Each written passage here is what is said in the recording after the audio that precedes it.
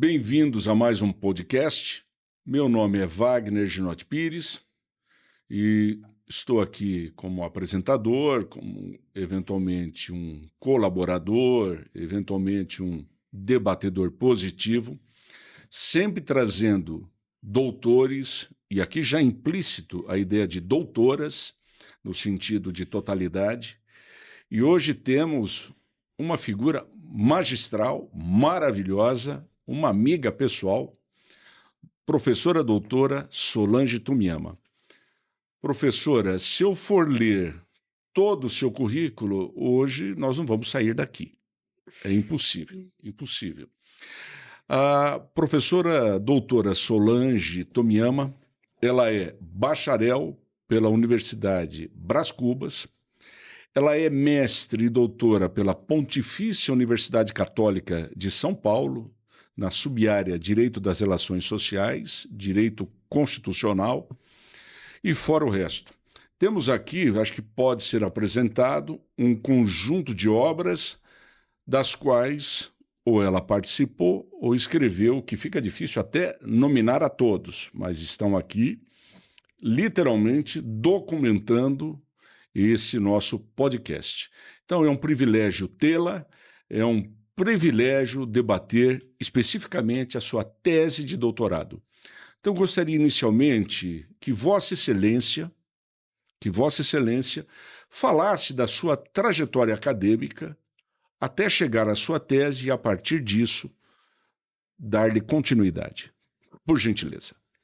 Professor Wagner, caros internautas, é um prazer estar aqui, uma honra receber esse convite desse podcast, que é um projeto maravilhoso, uma oportunidade de apresentar e de estreitar ainda mais o nosso relacionamento, que fora das câmeras é de longa data, né? Então, Perfeito. poder apresentar um pouco daquele que foi o núcleo de um estudo de muitos anos, né? E ele começou a partir de uma inquietação, né? Não só na graduação, porque na graduação eu não tive a disciplina Direito Ambiental, mas eu procurei em eventos, né? Eu ia muito em palestras e, estudando em Mogi das Cruzes, eu acabei indo para uma palestra em Cubatão, no lançamento da Lei de Crimes Ambientais, a Lei 9605/98, e acabei me apaixonando pela matéria Direito Ambiental. Não era obrigatório nas faculdades a disciplina, mas eu me interessei. E na época, quando eu me formei, eu recebi o convite para, logo que formada, começar a dar aulas. E eu senti a necessidade falei assim, bom, eu preciso de um mestrado. Então, nem fui para a especialização, eu logo fui procurar um mestrado. E esse mestrado de Direito Ambiental, ele só tinha na PUC. E eu fui aprovada no processo de seleção, muito novinha, eu tinha 22 anos na época, e eu fui aprovada, né, nesse processo de seleção.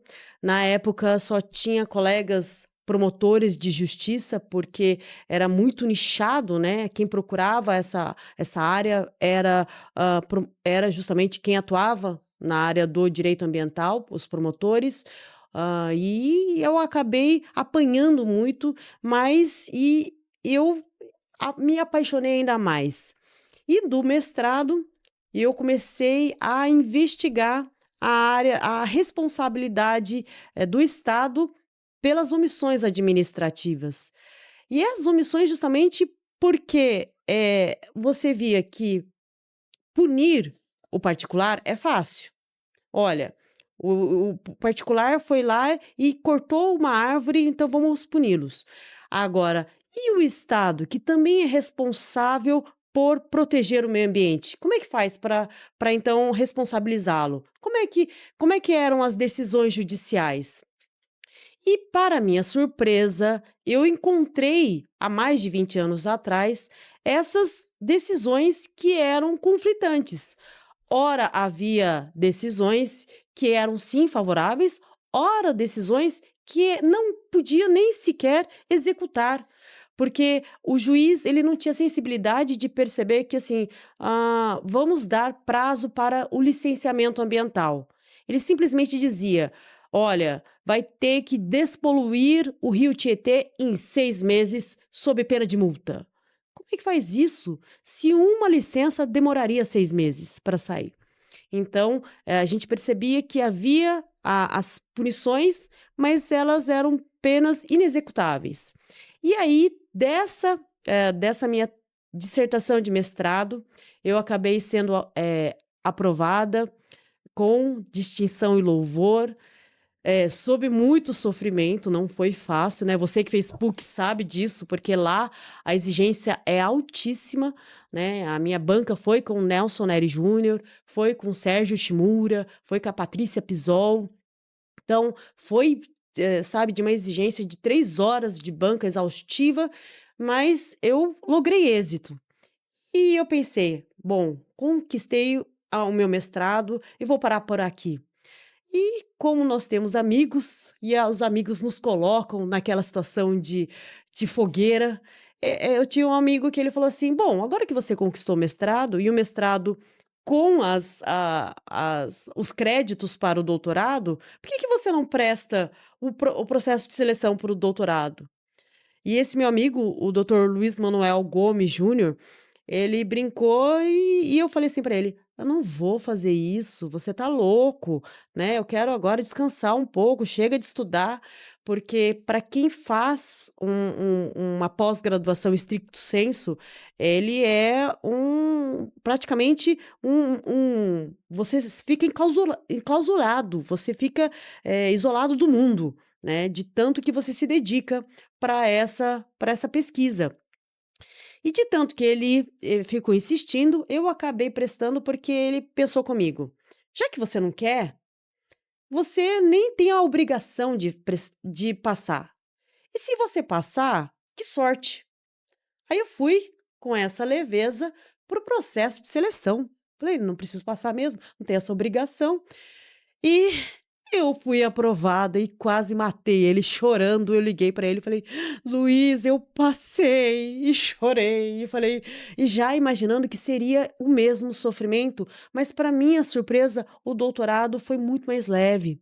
Talvez porque eu já tivesse conquistado a maturidade, já, já tivesse aprendido a pesquisar e já tivesse entendido como é que era o sistema da pesquisa. E aí, no doutorado, eu aproveitei aquilo que eu encontrei no mestrado de falhas, que era justamente aonde não encontrava as decisões judiciais, elas falhavam. Doutora Solange, como pesquisar? Então, primeiro você tem que ter um incômodo, né? Um incômodo de buscar na fonte. Hoje em dia, está muito fácil você pesquisar no Google. E eu sou do buscar nos livros, na jurisprudência, na tese. Eu sou daquela rata de biblioteca de ficar literalmente de cócoras lá na biblioteca, tirando xerox, sabe, grifando. E aí, desse grifo, eu fazia as minhas anotações, e dessas anotações eu separava. E aí, dessas separações, nessa hora você tem que ser muito organizado para você separar por capítulos e por assuntos. Porque você, lógico, são muitos assuntos interessantes, mas você tem que ter na sua cabeça aonde aquele assunto vai se encaixar melhor. Então, eu tinha muito claro que muitos assuntos eram interessantes, mas o que seria adequado para aquele determinado capítulo? Então, eu aprendi que, embora seja interessante, eu separava por capítulos. E nessa hora, eu entendi que eu precisava solucionar os problemas identificados na dissertação de mestrado. E esses problemas na dissertação de mestrado eram justamente o quê? Na decisão judicial. E a decisão judicial estava pautada nos critérios que o juiz adotava para dar a sentença, que era não era na ausência de lei ambiental, pelo contrário, era pelo excesso de leis, que para você adequar cada uma delas, você precisava justamente adequar segundo os princípios de direito ambiental. Nessa hora eu falei assim, mas quais são os princípios de direito ambiental?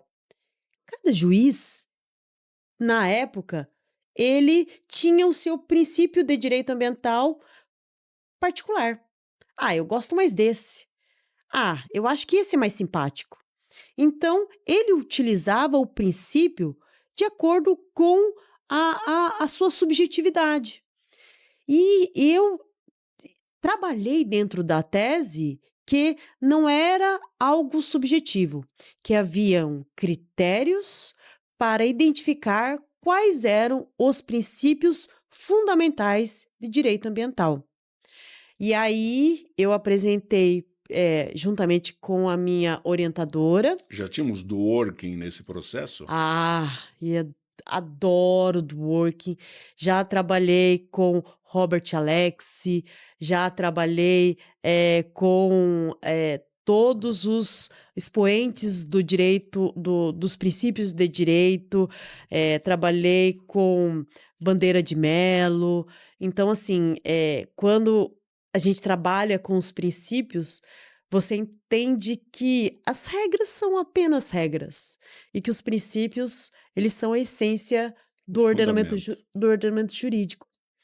E nessa esteira, eu percebi que justamente os problemas dos princípios de direito ambiental vêm da essência, da origem da legislação ambiental, que veio daqueles eventos de consolidação ambiental, daqueles congressos de direito ambiental, daquelas convenções, primeiro de direitos humanos e meio ambiente, que foi Estocolmo 72, e lá foi apresentado, então, a primeira carta, e lá foram apresentados 21 princípios, e depois veio a Convenção de Direitos ao Meio Ambiente e Desenvolvimento Sustentável, a Rio 92, onde foram apresentados mais um tanto de princípios, e aí virou uma bagunça a cabeça. Quais são os princípios? De Estocolmo, da Rio 92, da Constituição Federal? Quais são os princípios? E aí, fazendo, então, uma tabela, e eu literalmente fiz uma tabela nos anexos da minha tese de doutorado. Eu percebi que haviam princípios em comuns. E aí eu destaquei 5 princípios que são fundamentais. Princípio da prevenção, princípio da precaução, princípio do desenvolvimento sustentável, princípio do poluidor pagador e princípio da participação popular. Esses são os princípios que justamente estão previstos na Constituição Federal. Se a decisão judicial partir desses princípios, são esses os princípios que são os fundamentais. Os especiais, isso aí vai variar conforme o dano ambiental, conforme a especificidade. É um dano de fauna, de flora. Eles estão presentes na 9.605 de 98? Dos crimes ambientais, tem princípios próprios. Eu chamo de princípios especiais. Assim como das águas, tem princípios específicos ou especiais para eles. Então, para cada um deles, tem os seus princípios, mas os fundamentais são esses 5, que os juízes não podem se furtar de analisá-los nas suas decisões judiciais. São esses 5 que eles necessariamente têm que estar presentes nas decisões. E não como se fosse, hoje eu vou só ver 1, ou só vou ver 2. Não, ele tem que superar esses 5 para depois, em cada caso, analisar os de critérios especiais. E nessa hora que eu analisei, esses princípios, eu lembro que na hora da minha defesa e a hora da banca é o momento de coroação, né, para o candidato Solene. e para o orientador. E a minha orientadora em especial, a professora Regina Vera Vilas Boas Fécio, ela foi minha coordenadora de graduação na Brás Cubas. E ela estava particularmente emocionada, porque nós que somos professores, eh, participar da graduação, da formatura já é um momento especial. Sim. Agora, participar de uma banca de doutorado de um aluno que você viu começar a aula, ela não conseguiu continuar a banca sem se emocionar a cada fala, porque ela rememorava aquela imagem daquela menina na graduação. Mesmo nova, né, porque assim, eu emendei a graduação para o mestrado e o mestrado para o doutorado. E mesmo nova, ela não conseguia desvincular daquela imagem daquela menina.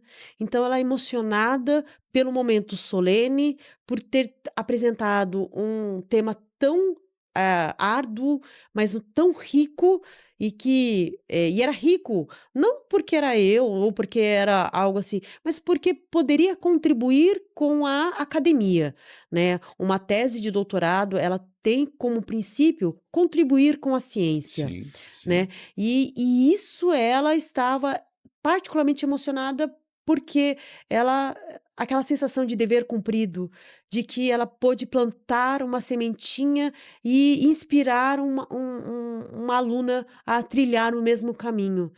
E aí houve a participação do Dr. Luiz Manuel, meu amigo, né, aquele que me colocou na fogueira, Hum. a Miriam Feck Schweire, né, que é lá da Unipar, o Márcio Pugliese, que é da própria PUC, e Hum. a Patrícia Miranda Pisol, novamente ela participou do mestrado e do doutorado também. E lá eu conquistei também, 10 com distinção e louvor, e foi, assim, foi muito gratificante concluir essa pesquisa, porque você percebe que, de fato, precisava ter um fim, precisava, ter uma resposta para a inquietação do mestrado, né, para aquela situação que eu identifiquei no mestrado como um problema, né, e a gente parte justamente de pesquisar a partir de um problema, de uma inquietação que precisa ser solucionada, não apenas de um problema e ficar por isso mesmo, né. E quais são os critérios identificadores para a identificação dos princípios que envolvem o direito ambiental?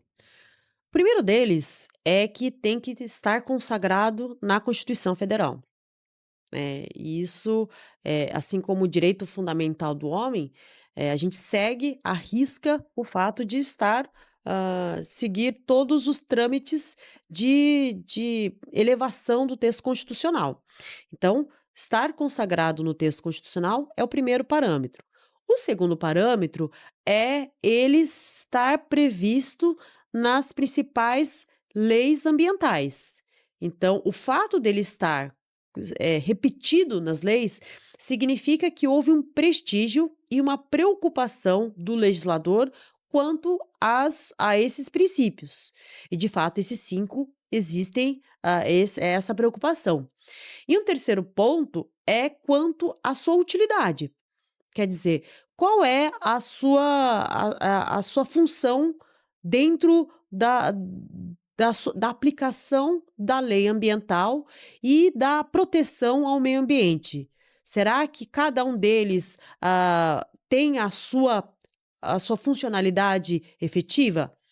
E aí, quando eu trato o conceito de cada um deles, sim, cada um deles dentro do seu quadrado perfeitamente trata da sua proteção e da sua matéria para o trato e a abrangência da proteção ambiental. Então, por isso que, assim, eu trataria desses 4 critérios essenciais para tratar para dizer que são critérios. Ou seja, o primeiro, um modelo baseado no conceito de hierarquia, Exatamente, um segundo, numa ideia de repetição, no ordenamento infraconstitucional, o terceiro, de aplicabilidade judicial, seria isso, exatamente, e o quarto, quanto à efetividade, exatamente. muito. E o que levou a isso? Foi apenas uma pesquisa jurisprudencial, e aí estudos, eventualmente, de um caso ou de casos, ou foi realmente a literatura que produzida sobre o assunto? O que foi determinante na sua linha de pesquisa? Basicamente, porque, assim, não existia na época, e nós estamos falando em 2009, né, são 15 anos, Muito recente. né, não havia nenhuma tese sobre o assunto relacionado a critérios de identificação dos princípios. O que havia eram decisões esparsas sobre a matéria direito ambiental, né. Então havia um desastre ambiental e haviam, algumas decisões. Dessas decisões, eu fui elencando quais eram os fundamentos jurídicos dessas decisões para identificar o que eram mais comuns e quais eram as bases, desses fundamentos. E, paralelo a isso, eu busquei na doutrina estrangeira, e curioso como a doutrina portuguesa, ela foi determinante, porque foi em Portugal, a Maria Fernanda Maçãs, ela tem um livro específico sobre princípios.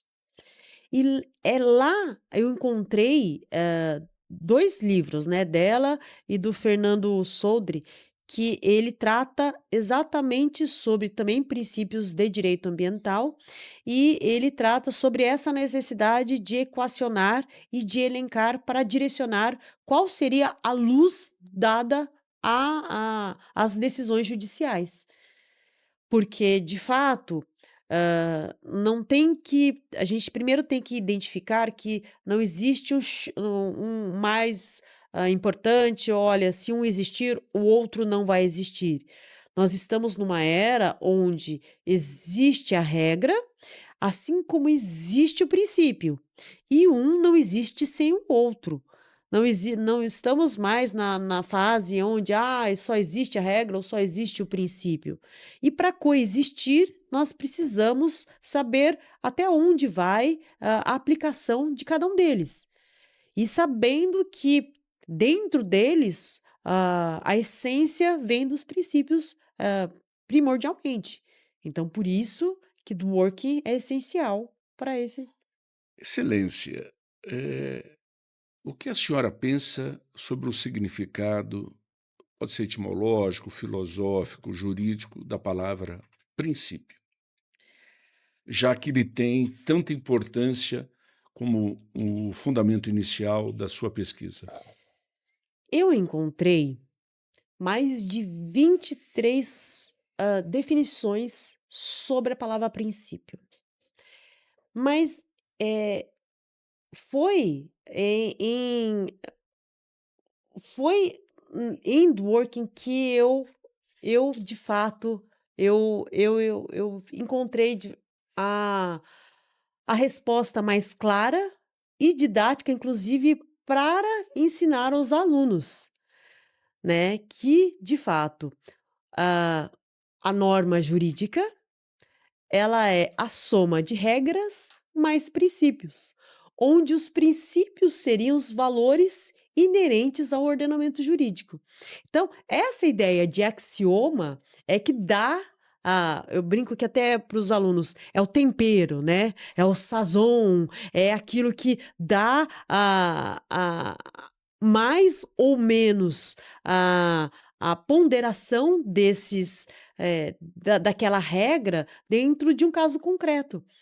Então, num aspecto prático, a gente percebe que os princípios, eles dão maior ênfase ou menor a uma regra, dependendo do caso concreto. Por isso a força de um princípio, por isso a força de... Princípio é valor, E sim, mas nem todo valor é princípio. exatamente. Perfeito, perfeito. Exatamente. E aí, por isso que, assim, quando a gente pensa em princípio da prevenção, ah, prevenção é prevenir. Não estou buscando uma palavra sinônima. Não, prevenção no sentido de evitar, fazer tanto quanto evitar. Tanto quanto evitar. Prevenire. Exato. Tanto quanto evitar o quê? Tanto quanto todas as medidas efetivas para mitigar, porque evitar um dano ambiental em especial é impossível. Então, como é que a gente faz para evitar? Ora, a gente tem alguns dos instrumentos da Lei 6938, né, da Lei de Políticas Ambientais, para evitar. A gente tem licenciamento, zoneamento. Essa lei funciona, doutora? Eu brinco em sala de aula que era uma vez, né? Era uma vez uma lei, porque se a gente não romantizar, Hum. a gente parte do pressuposto que de fato é difícil. Eu acabei de receber a notícia de um licenciamento de um cliente que venceu em 2019. Por conta da pandemia, ele só deu entrada na renovação em 2021. Em 2022, a CETESB analisou e só emitiu a renovação da licença agora em 2024. E eu falei, meu Deus do céu, mas é o sistema burocrático, mas é o que a gente tem, né? É melhor ter isso do que não ter nada. Então, assim, funciona. É melhor ter isso do que não ter nada. Entendo, E assim, na entendo. prática, porque assim, e a sua tese, na prática, será que funciona? Eu trago muito daquilo que eu estudei, porque de fato ela foi baseada em decisões judiciais, então eu trago muito daquilo que eu estudei para a prática. E aquilo que eu estudei, como assim aquilo que estudou? Ora, os fundamentos jurídicos eu tento aplicar para os meus clientes. Por exemplo, ora, os meus clientes que atualmente eles estão com problemas de multas ambientais. Agora está muito na moda, né? Os órgãos ambientais que em propriedades no litoral. Aqueles condomínios luxuosos, Hum. né? E aí eles olham aquelas casas e falam assim: bom, vamos autuar. Aí eu tenho vários clientes que têm casas há anos. E aí agora, depois de muitos anos, vem autuar e infelizmente aquela multa é válida. Mas como é que vai se discutir? Ora, tem os parâmetros da multa, porque essa multa ela está dentro da legalidade? Essa multa está dentro dos parâmetros da exigência? Porque tem gente que não sabe. Ela é proporcional? Exatamente. Porque se Quais for são os critérios, por exemplo, na aplicação de uma multa dessa? então, São primeiro terrenos de marinha, não são terrenos de marinha? Como funciona isso? O litoral? então, É olha enfiteuse? olha que loucura, professor. Quando, eu recentemente eu tinha uma cliente Hum. que ela tem uma casa e o sonho dela era tomar café da manhã olhando para o mar. E o terreno dela era ao lado de um terreno de marinha. E aquele terreno era cheio de arbusto, ela cortou o arbusto porque ela queria olhar para o mar, tomar café olhando. Romântico, romântico. E nessa hora ela foi autuada porque ela desmatou. E a multa era R$ 1 milhão. Juro. E se não bastasse É. R$ 1 milhão cobrado, Ah. essa multa ainda estava sendo encaminhada, esse processo administrativo estava sendo encaminhado ao Ministério Público para o início de uma ação penal. Por crime ambiental. Exatamente. Crime E contra a flora. inafiançável. Hum. E aí nós atuamos na defesa da cliente, por quê? Porque ao analisar a autuação do órgão ambiental, primeiro, estava fora da competência, porque a competência não era do município, porque a medição do tanto da infração também estava fora, porque até a forma de compensação poderia ser outra, e ela apresenta um plano de recuperação de área degradada, e esse plano de recuperação, ela pôde suspender o processo. Durante 2 anos, nós fizemos a recuperação diária, e aí essa recuperação diária, nós gastamos, acho que R$ 15.000 em plantação de mudas, e reduzimos aquela multa de 1 milhão para R$ 25.000. E houve o arquivamento e nem foi encaminhado para o Ministério Público.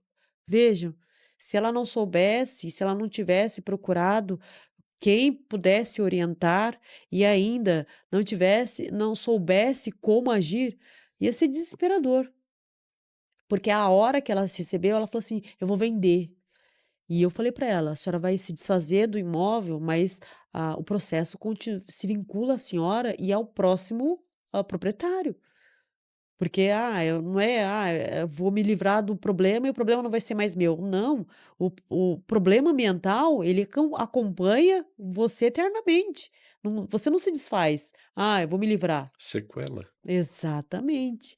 Então, assim, a gente percebe que eu consigo aplicar muito daquilo que eu pesquisei com os meus clientes, na vida prática jurídica, da advocacia. Porque justamente eu consigo ver, a aplicabilidade daquilo que eu estudei e daquilo que eu pude investigar durante 4 anos de muito estudo, de muita dedicação para elaborar uma tese de doutorado. Doutora Solange, saindo do campo estritamente teórico, entrando no pragmático, já no sentido mais limitado até do conceito de praxis, os seus princípios, hoje, dentro de uma prática judicial, são observados? É possível dizer que isso já gerou um impacto dentro desses processos, dentro dessa judicialização do direito ambiental? A É gente possível? Olha, a gente percebe uma dicotomia, né, porque, assim, se de um lado a gente percebe em acidentes ambientais, como no caso de Mariana e Brumadinho, que nós vimos decisões conflitantes e até variantes, né. São acidentes aquilo? Então, é curioso, né, É, porque, são acidentes que aconteceram com o mesmo modus operandi. hum, Será que não foram, de repente, previsíveis? Será que não poderiam ser evitáveis? cadê a prevenção? Cadê a Exata precaução? Será que se lá em Mariana primeiro não tivesse sido condenado a empresa, ou se os responsáveis não tivessem tido, todas as cautelas devidas, será que Brumadinho teria ocorrido? E será que outros Brumadinhos futuros ocorrerão? Então, assim, a gente percebe que, existe ainda algumas falhas se a gente olhar Brumadinho e Mariana, por conta justamente dessas ausências e dessas variações e falta de fiscalização. Mas a gente vê avanços, né, a gente vê, por exemplo, avanços, no sentido do ESG, né, do Environmental Social Governance, que são siglas hoje muito na moda, mas que são hoje, que norteiam a economia global e que são práticas que estão sendo, cultivadas em várias empresas e que são muito bem vistas, de âmbito internacional. Então, hoje, se você procura adequar a sua empresa a essas 3 siglas, você consegue financiamento internacional. Você consegue, tratar ou fazer, de repente, pactos ou até mesmo contratos, internacionais, porque você atende a essas siglas. Especialmente: "Ah, mas eu faço como?". Ah, se você adequar a sua captação de água, se você fizer, uma adequação dentro da sua equipe, você consegue fazer um inventário da gestão da sua empresa e perfeitamente você consegue apresentar isso dentro do organograma e consegue celebrar e consegue sair na frente, inclusive da celebração de um contrato. Eu já participei eh, de uma disputa, né, de um contrato internacional, e onde o nosso escritório, a gente conseguiu o contrato, venceu o contrato justamente porque a gente tinha todas as práticas ambientais alinhadas com a política da empresa. E são gestões e são atividades simples de se adequar, porque atende aos princípios que a empresa, ela acreditava. Então, assim, às vezes parece romântico e até parece utópico, mas tem muita praticidade para ser colocada, em na utilidade na empresa, na própria empresa, na prática da empresa, né. Então, a gente percebe isso. Outra E isso hoje é um ativo nas empresas, cada Sim. vez. E essa questão toda do Carrefour? O que lhe pareceu, apesar que nem sei se está sob júdice ou se estará, mas houve uma repercussão internacional, até porque causou efetivamente um abalo na comunidade europeia, do Brasil não seguir boas práticas. É complicado porque, assim, notícia ruim, né, e até aquilo que se veicula, ela expande muito mais, Hum, né. Então, assim, é ruim quando se se ventila práticas ruins, especialmente aqui no Brasil. Eu vejo E por que um CEO, não, ainda por é um se isso. Quer exatamente. dizer, qual o nível de legitimidade desta figura? Assim, é tão descabido, é tão complicado. Desproporcional.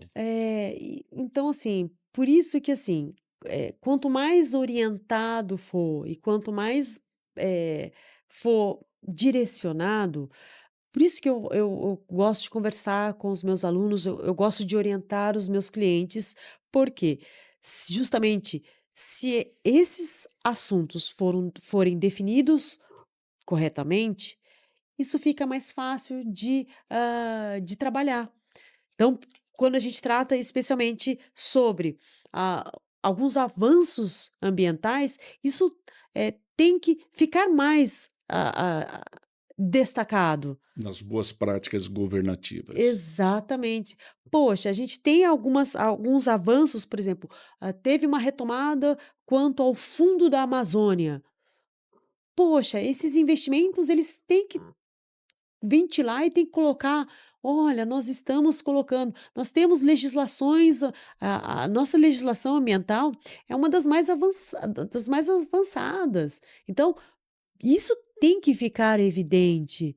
Agora recentemente a gente recebeu a COP, que recebeu os maiores países para a discussão sobre as questões ambientais. Isso demonstra o protagonismo ambiental, isso demonstra que, de fato, aqui é um celeiro e que aqui precisa, sim, atenção. Só que, de repente, às vezes, essas outras práticas ficam em destaque. Então, o que a gente precisa alinhar é justamente o quê? Hoje, mais do que nunca, atividades que antigamente não eram necessárias, hoje são exigidas às por exemplo, licenciamento de algumas Meio construções. ambiente, né? Já até diz aí o início. É. As construções precisam de licenciamento, algumas, até quando for comprar alguma área ambiental, você precisa ter uma orientação jurídica, porque se você comprar com um passivo ambiental, esse passivo acompanha o velho proprietário e o novo proprietário. Por quê? Porque isso faz parte do poluidor pagador. Ah, mas eu não tinha nada a ver com isso. Mas isso faz parte da sua responsabilidade. Você tinha obrigação de saber. Ah, mas eu não sabia. Paciência. A responsabilidade é objetiva. Você não tem que alegar que você desconhecia. Então, por isso que você tem que buscar essa orientação e buscar, de fato, essa boa prática, essa boa orientação de um profissional corretamente. Vige a responsabilidade objetiva nas infrações ambientais? Sim. É impressionante, porque não tem nem como discutir que, eu não sabia. Na região de Mogi das Cruzes, onde eu vivo, Hum, lá nós temos várias áreas que são áreas de proteção ambiental. hum. E lá tem muito produtor rural. E vários dos meus clientes, eles têm áreas de produção rural há muito tempo. Ah, mas eu produzo desde os meus avós e nunca foi, eu nunca fui autuado por causa disso, e agora veio a polícia ambiental e me autuou, doutora, o que que eu faço? Aí eu falo assim: "Olha, cumpra essa autuação e vamos responder judicialmente por isso". "Ah, não, mas eu sempre tive e agora eu não vou responder não". Falei: "Melhor responder, porque depois vai ficar pior". E de fato, hoje, a adequação das suas práticas tem que seguir à risca, porque senão as consequências são piores. Eu tive desse meu cliente, ele tem uma área à beira da represa de Itaiaçupeba e ele tinha 2 galpões de mudas de tomatinho. E ele queria construir um terceiro. A polícia ambiental, ele por drone, ela tirou foto e falou assim: "Olha, o senhor construiu mais um galpão e não pode. Nós estamos autuando esse terceiro galpão. Ou o senhor, vai demolir e o senhor, vai recompor a área, ou o senhor vai responder por crime ambiental". "Não, não vou fazer isso, não vou fazer isso". E eu falei para ele: "O senhor vai fazer isso e nós vamos na audiência, penal aqui". Eu fui com ele, apresentei a área, mostrei a foto, isso depois de 2 anos. E aí a juíza, parabenizou ele por Desmanchou o galpão. desmanchou o galpão, ele mostrou a Recuperação. a recuperação, a nota fiscal das mudas, as fotos do crescimento das mudas, e aí ele foi autuado apenas em uma multa simbólica de R$ 800 e o trancamento da ação penal. E ele é só assim, e eu sou assim: "Não, eu não queria nem a multa". Ele: "Tá bom, doutora, tá bom, doutora". Então vejam, isso é a prática real do princípio do poluidor pagador. E eu ainda querendo, falei assim: "Mas ele cumpriu a responsabilidade, ele não precisaria, arcar com essa multa". E nos rincões mais distantes? Cerrados, Amazônia, outros biomas que estão sendo devastados.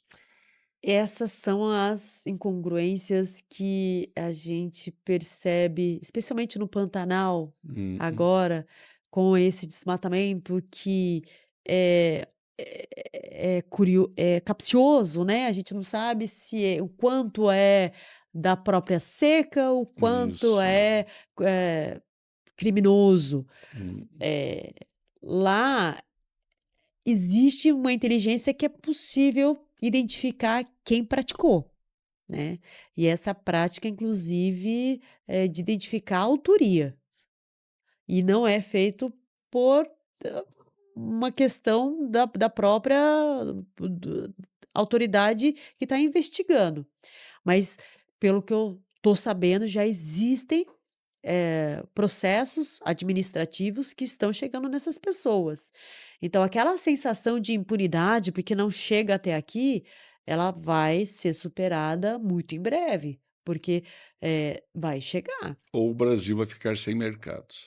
Exatamente. Vai ter um impacto econômico direto. Exatamente. Isso é inevitável, porque hoje em dia não tem como falar da proteção ambiental sem pensarmos no nosso futuro. Porque hoje a proteção ambiental é a única barreira para a gente pensar em um possível futuro para as outras gerações.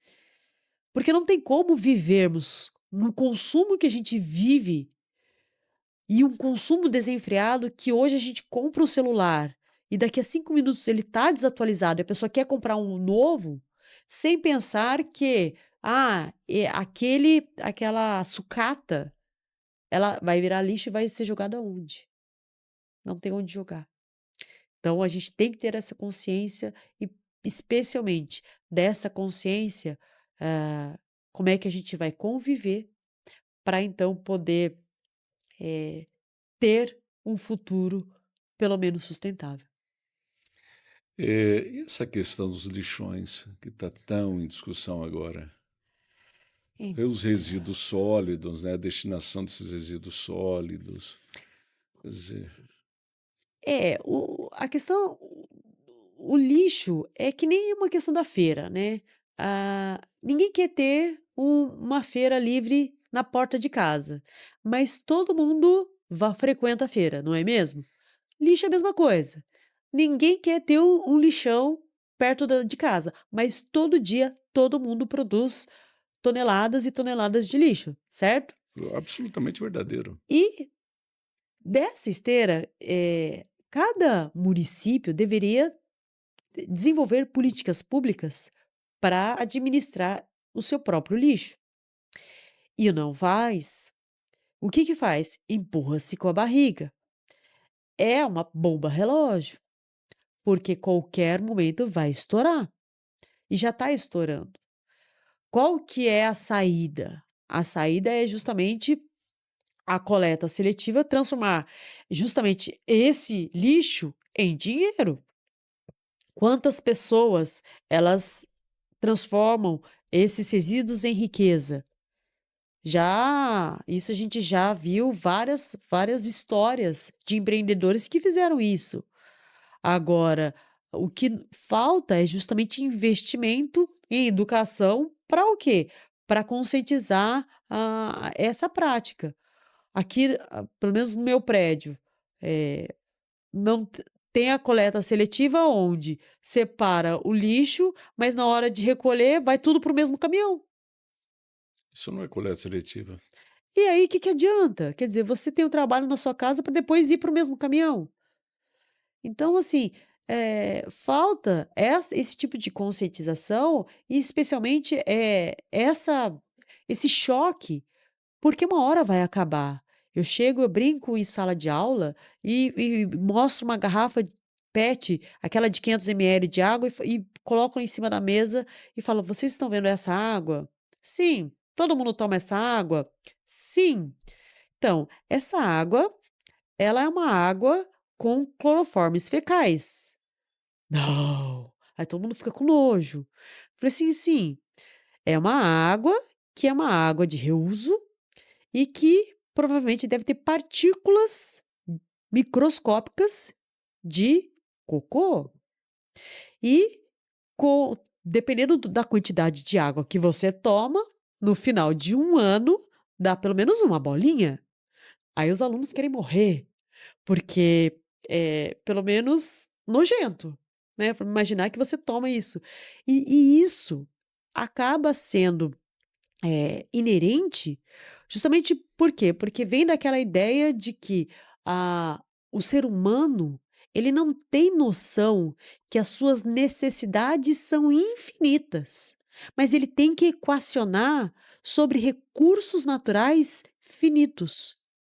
Então, como é que você vai contrabalancear, de um lado, algo que vai acabar com uma nossa necessidade que parece não ter fim. Cada hora a gente quer uma coisa, cada hora quer acumular algo, cada hora quer, cada vez mais. Ah, eu quero uma bolsa, eu quero outra bolsa, eu quero outra bolsa, eu quero um sapato, eu quero um livro, eu quero isso, e não tem aonde guardar. Então, assim, tem que haver essa conscientização e ainda tem que haver uma ideia do quê?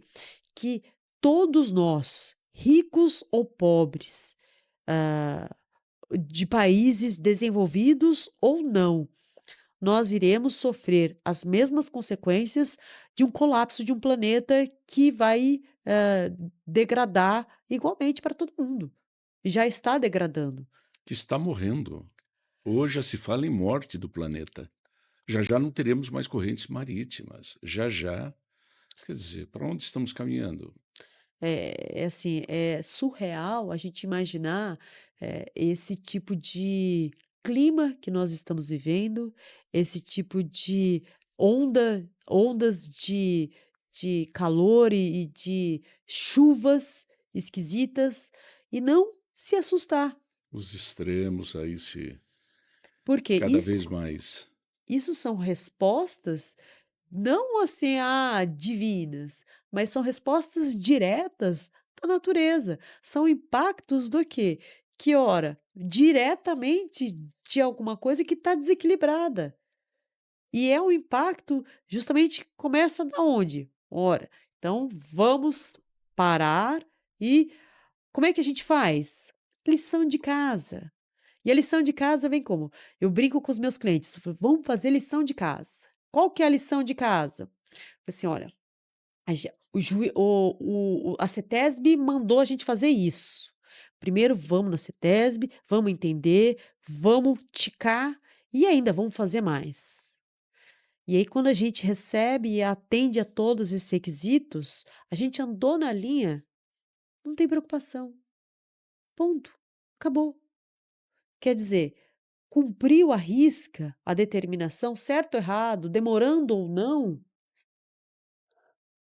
você não tem mais é que se preocupar com a autuação. Ah, veio um fiscal, veio uma fiscalização de surpresa. Você tá dentro dessa linha. Justamente por quê? Porque você está cumprindo a sua obrigação dentro dessa fiscalização, que é o poder de polícia ambiental, que é o direito deles.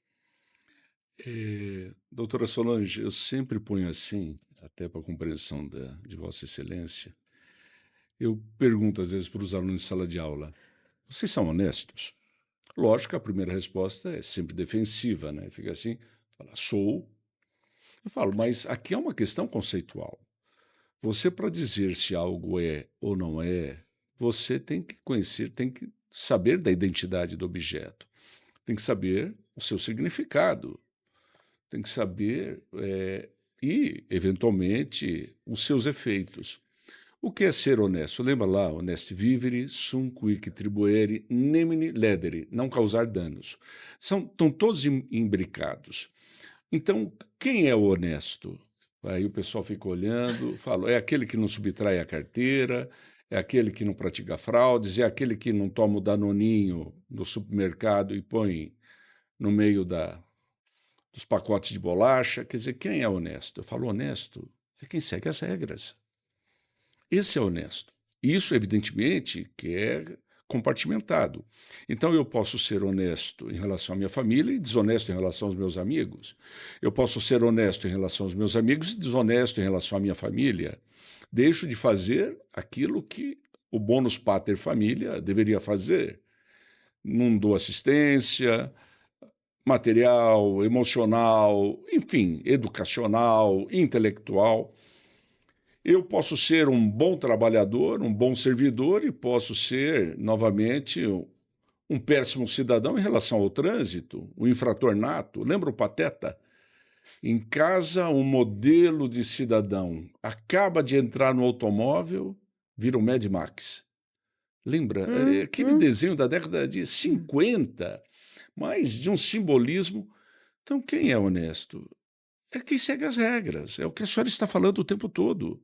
E como é difícil isso num país do jeitinho, do levar vantagens, do corromper, do ser corrupto. Outro dia eu me estranhei com uma pessoa muito querida, porque me apresentou uma pessoa e essa pessoa ficou me falando de práticas criminosas, de uma forma muito abusiva, muito ofensiva até, que até me desrespeitou a minha condição.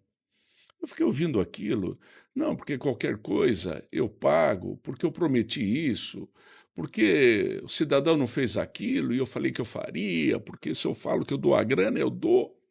Fiquei olhando aquilo, eu falei, mas de onde saiu esse Beelzebub? Eu falei, eu lamento não só pelo que ele é, eu lamento pela família dele. Imagine você, como um modelo de família, tendo uma pessoa desse nível, absolutamente desonesta. Quer dizer, virou Sopranos, lembra lá? Família Soprano lá. Quer dizer, mafioso, levar vantagem a qualquer custo, a qualquer preço. Olha o resultado da sociedade brasileira. Então eu fico imaginando esse homem dentro dessas políticas ambientais. Por isso que quando os valores, eles estão muito próximos da ética. Sim, Porque o que é o ético é você fazer aquilo que ninguém está vendo. isso. Agora fala das nossas estatísticas educacionais, que a senhora tão brilhantemente apontou aqui, É porque, até chegarmos na formação de um homem íntegro. então, porque assim, essa sua iniciativa de trazer as nossas teses é bem louvável, justamente porque você vai ver o quão difícil e o quão raro são os doutores. Justamente como avaliadora do MEC, e eu sou avaliadora do MEC já há 14 anos. Né? Somos avaliadoras do MEC. E o que é ser avaliador do MEC? Né? Avaliador do MEC é fazer parte do banco de avaliadores do Ministério da Educação para autorizar, reconhecer e recredenciar cursos de direito no Brasil afora. Então, eu posso participar de bancas avaliadoras. E ao fazer esse diagnóstico, né, ao participar, eu percebo o quão difícil é você encontrar pessoas com essa titulação. E eu fiz um estudo para saber o quão difícil é. Bom, a gente tem muitos cursos de direito. Eu acho que o último levantamento que eu fiz era mais de 1.800.000 cursos de direito no Brasil afora. Desses cursos, então a gente tem dentro da população brasileira, por conta do FIES e por conta das facilidades dos financiamentos estudantis, hoje houve um avanço da população em relação ao ensino universitário. Então, mais de 10% da população brasileira hoje ela tem acesso ao ensino universitário. Mas nem todo mundo conclui. Então, desses 10% da população que conclui o ensino universitário, apenas 1% vai para a pós-graduação. Isso a gente está falando lato sensu, então especializações. O que vai para o mestrado é apenas 0,5%, porque você só pode ir para o doutorado Daquilo que se forma. daquilo que se forma.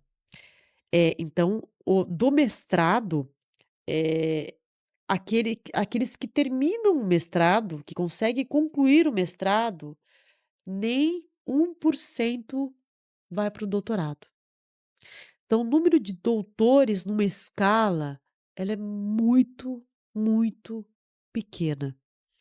Então, assim, com essa iniciativa, até para você entender o quão raro é e o quão precioso é tratar sobre estudos que levam a entender, especialmente sobre algo tão caro, que é assuntos tão microscópicos, né? Porque estudar uma tese é estudar um pontinho de um problema em cima de um assunto que, às vezes, na faculdade a gente passa desapercebido, né? Num sopro você estuda aquele assunto. Então, imagina, eu nem tive direito ambiental na faculdade. Muito menos eu. Então, assim, imagina só, tratar sobre esse assunto é muito é muito raro.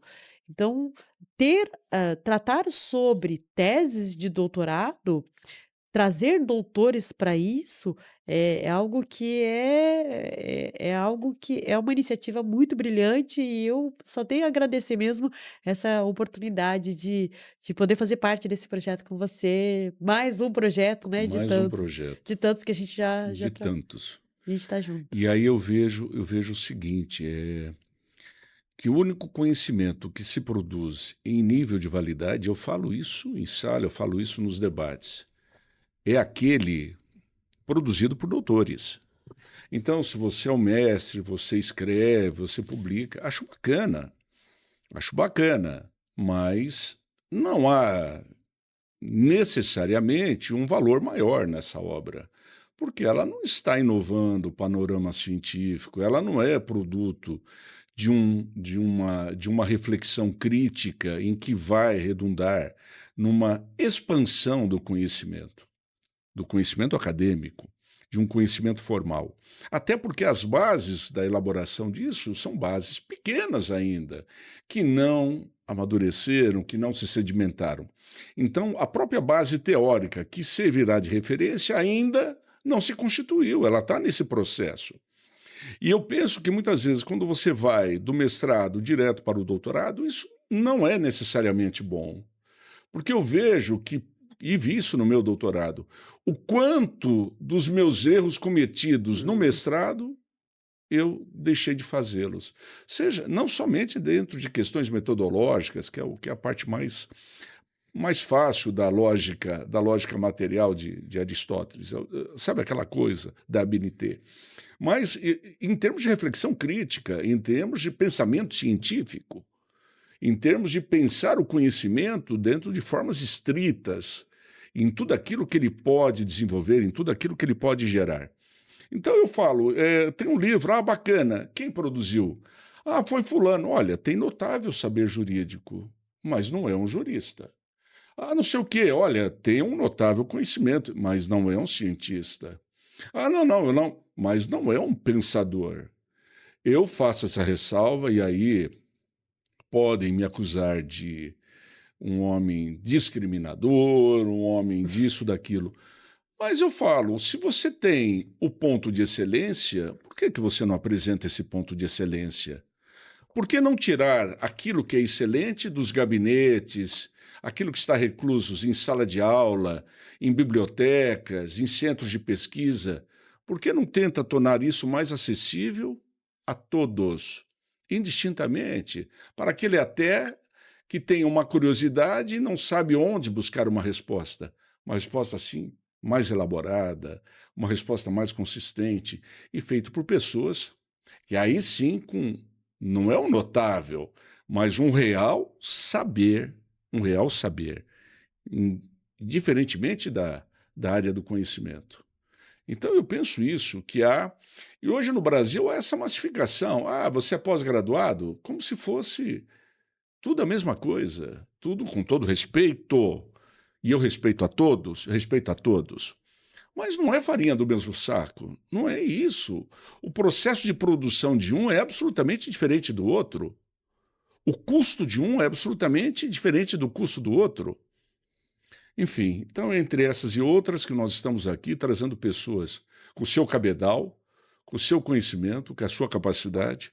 E aqui eu finalizo contando um drama pessoal. Posso contar um drama pessoal meu? A senhora me autoriza? Claro. Então me chegou uma grande amiga minha, muitíssimo.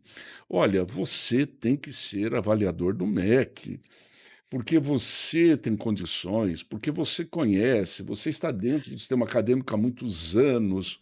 E, aliás, é só um fim de semana. Você vai para Brasília, você fica um sábado e domingo, sábado o dia todo, domingo meio período, almoça e volta para São Paulo. Faz inscrição para o curso. Eu fiz. O sofrimento, um mês, 500 mil provas, 500 trabalhos, não sei quantos desistiram nesse caminhar. Eu realmente não desisti. até porque não é do meu feitio, e além do mais, e a vergonha de desistir. Eu queria desistir, de fato, mas e a vergonha? Consegui, realmente fui efetivado, pelo menos dentro de um momento formal, a portaria, muito bacana, fui aprovado. Mas o que a promessa de um fim de semana que a senhora fez comigo, olha, me tirou um mês só sofrer. O que eu estudei, quanta matéria, porque mudaram toda a plataforma, 500 vídeos, 500 mil provas, era trabalho a cada 3 dias. Mas eu agradeço a senhora. Muito obrigado. Então, a doutora Solange Tomiyama foi a minha estimuladora para fazer essa pesquisa. Marcelinho, essa mulher quase acabou comigo. Mas muito obrigado, Solange. Olha, você é uma pessoa maravilhosa, mora no meu coração, uma intelectual fantástica. E detalhe, agora eu vou contar. Criou a Faculdade de Direito da Piaget. Criou do princípio ao fim, desde as tratativas em Brasília, até as visitas, até a elaboração da biblioteca que seria necessária. Olha, a senhora é um ícone e a vivência acadêmica vive para isso. E hoje, se a Piaget é alguma coisa, é uma excelente instituição, deve a senhora, não deve a mantenedora, não deve ao patrocinador eventual. A qualidade do curso do Direito lá se chama Solange Tomiyama. Muito obrigado. Obrigada.